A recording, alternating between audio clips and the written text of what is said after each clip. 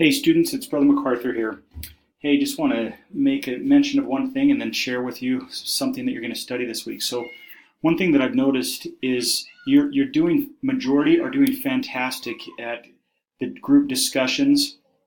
And the biggest thing that we're seeing right now is too many of you are not including a question with your original discussion post.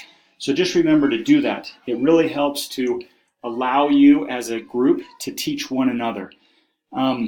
And I just want to, as you study this week, you're going to study about the atonement of Jesus Christ, but in particular, you're going to study about applying the atonement of Jesus Christ. And as you think about this, I want you to think about, oftentimes you'll be in a class or somewhere, and they'll just encourage you to go incorporate that into your daily life.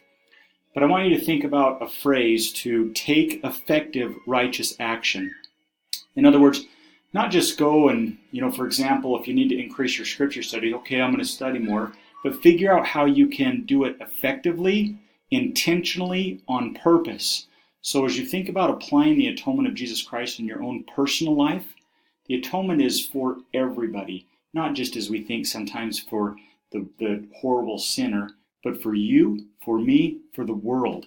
And so, but think how you can effectively take effective righteous action in your life as you apply the atonement of Jesus Christ. Thanks so much, students. You have a great week.